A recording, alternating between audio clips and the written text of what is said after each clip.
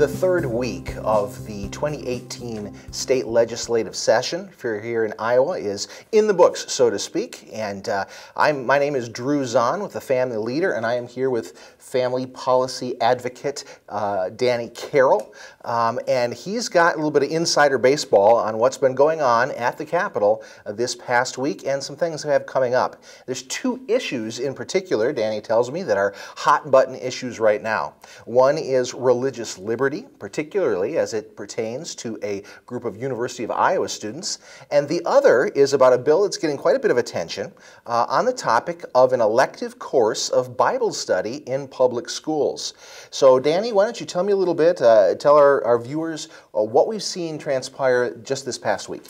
Well, as you'll recall, Drew, and perhaps our viewers will recall, an organization at the University of Iowa called Business Leaders in Christ, or BLINK, was essentially kicked off the university campus because they would not change their beliefs to accommodate university policy.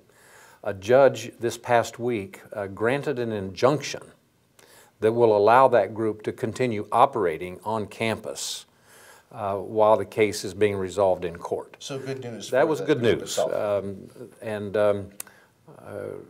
It remains to be seen. You know, that's an injunction, meaning they can keep operating.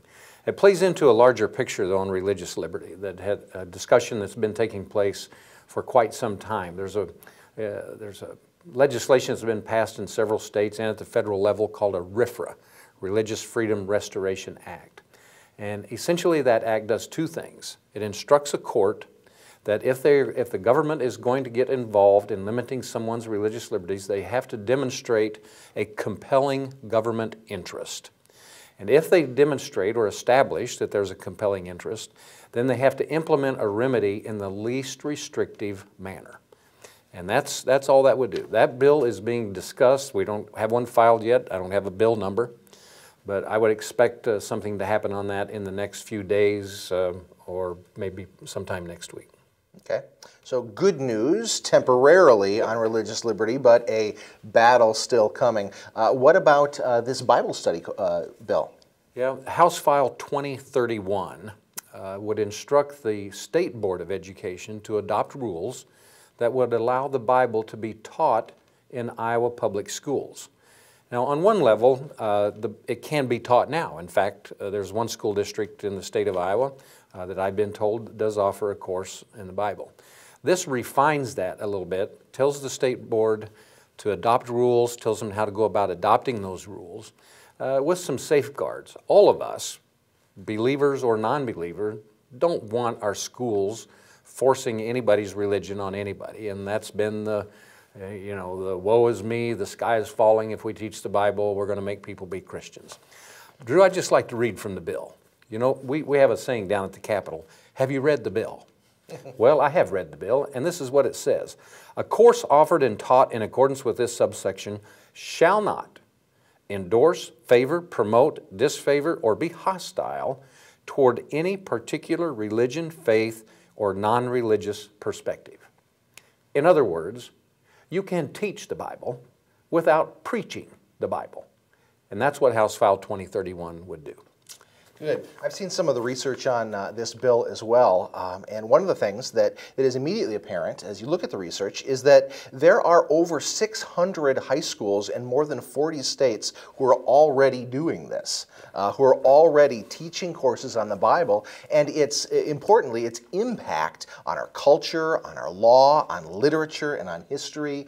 This isn't, as you said, it's not about preaching, it's about teaching.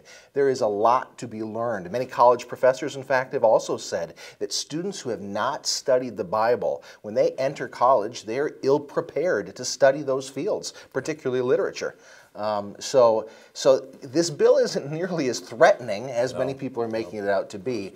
In fact, it could be really beneficial to students, regardless of faith, to be able to understand these core principles. It would provide the safeguards that anybody would be concerned about.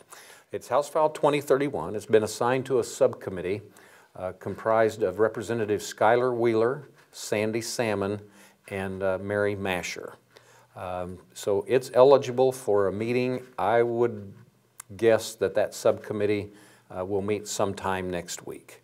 And so if you're interested in that, watch the news, watch our communications for when and where that subcommittee might be meeting. It is one of those occasions at the Capitol where the public can testify. Very good. So that's coming up in the near future. Don't know exactly when yet. What about religious liberty? What do we see coming up on that topic? We don't have a bill yet, so I don't have a bill number. There's no subcommittee. It's still in the talking stages. So next week we will be looking and watching for a bill to actually be filed, one that we can read, like we read this one.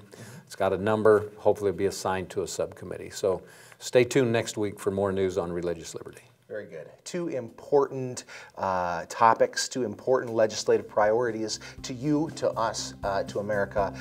Keep tuned here at thefamilyleader.com for more information as these issues begin to play out.